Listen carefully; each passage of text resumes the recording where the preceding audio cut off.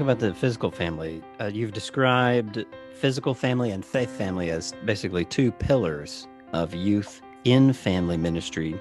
So, how do we get the physical family involved in passing on faith to our children? Isn't taking them to church enough? Um, I didn't, Apparently not, based I on your didn't, look. I didn't mean to laugh and scoff at that question.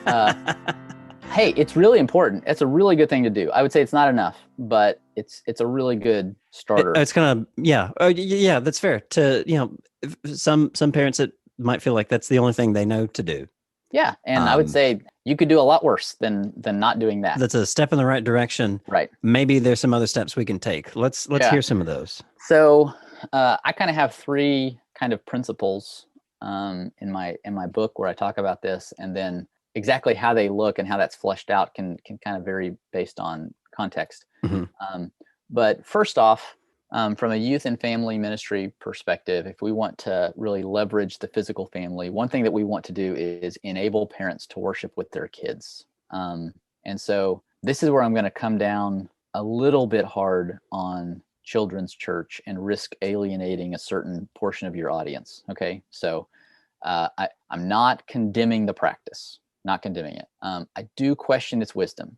As nice as it would be for parents to be able to go to worship and meaningfully engage the sermon and sing their hearts out and listen to the words of the song and not have to worry about corralling their kids and making sure that they're not doing something disruptive, and also knowing that their kids are off somewhere and hopefully being meaningfully engaged and having a good experience. All of those seem like good things. All those seem like good things. And I would just say, as nice as those things are, I believe that it is more important for your kids to sit alongside you as you worship, for them to see how important worship is, for them to learn how to worship from you, and for this to be a spiritually formative practice for your family together. Now, again, I'm not condemning the practice of children's church. I do think there are like more and less healthy ways of having it in churches that do. But I think theologically, it is a better practice to not do it because of the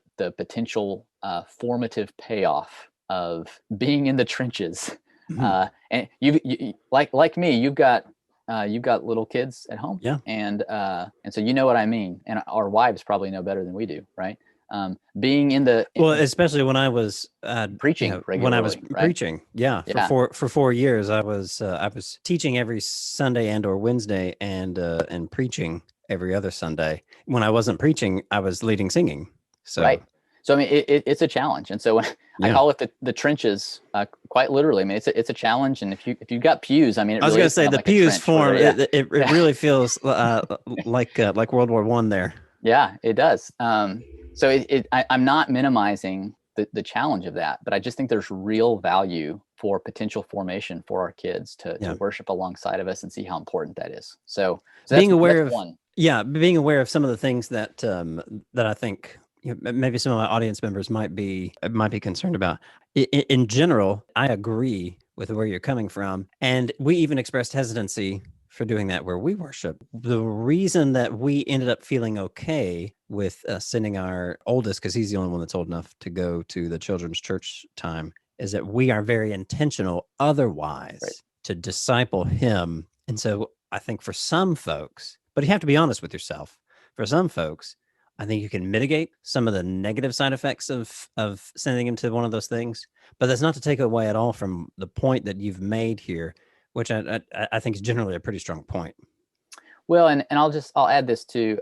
For people who feel the way that I do, I think sometimes there can be kind of this smug self-righteousness about like, oh, well, we don't have children's church here because, we care about teaching our kids to worship or whatever. And I just want to say that just because you have your kids present doesn't actually mean that they are meaningfully engaged there. And so really, like, this is kind of beyond the scope of this conversation. What I would really like is let's have our kids present in the. You're really. I'm just dying over here because that's. Yeah, I mean. Yeah. You run into that kind of thing. Yeah. But just because you have your kids present doesn't mean that you're necessarily accomplishing a whole lot. And so like, I'm all about the conversation of like, what can we do in our assembly to more meaningfully engage all generations that are present? I mean, I'm all for that conversation. I think I think that's helpful. So like, please don't hear me as kind of this self-righteous smugness of, well, as long as you say no to children's church, you're doing everything right. That's certainly not what I'm saying. But I do believe that it's an important principle to enable parents to worship with their kids. So that's number one. Okay. Number two, we want to provide opportunities for families to live the Christian life as a family. Okay. And so in this sense, we're really thinking about things like, what's your church calendar look like? What events are on your church calendar? Are those family-friendly events? Are you having, obviously you're going to have perhaps events for certain demographics. So maybe you have like a ladies retreat. Sure. But do you also have things like family retreats for the whole family? Do you have, if you have work days or service project days, are you thoughtful and intentional about how, like a whole family could come and meaningfully participate in that? And kids could serve the Lord alongside their parents and alongside the rest of the church family, rather than, I've witnessed and been a part of church events before where it's like, hey, if I want to participate in this, I've got to leave my kids at home. That might be necessary sometimes, but I would say it's not a healthy general practice for people to have to choose between church involvement and spending time with family. Oh, yeah. Instead, how can we structure events where you can actively be a part of the life of the church as the physical family? Does that make sense? You mentioned earlier about maybe restructuring how we conceive of youth ministry. That almost seems like, to some degree, a restructuring of how we conceive of church activities and just church doing church things. Yeah, absolutely. And so one thing that I would say, and I say this in the book, I can hear the feathers ruffling now. Yeah, it is.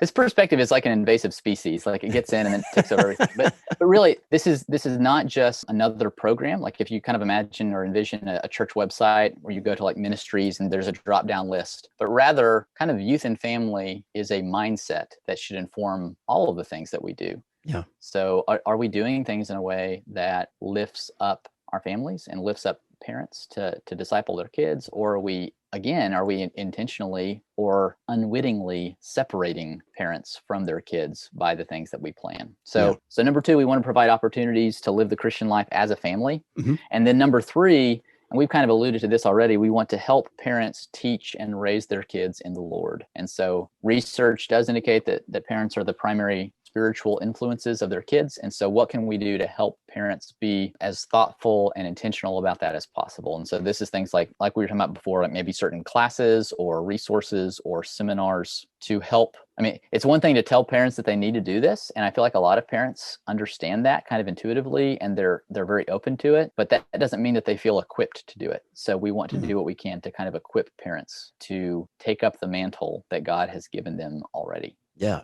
And especially for parents who themselves are pretty new to the faith. Absolutely.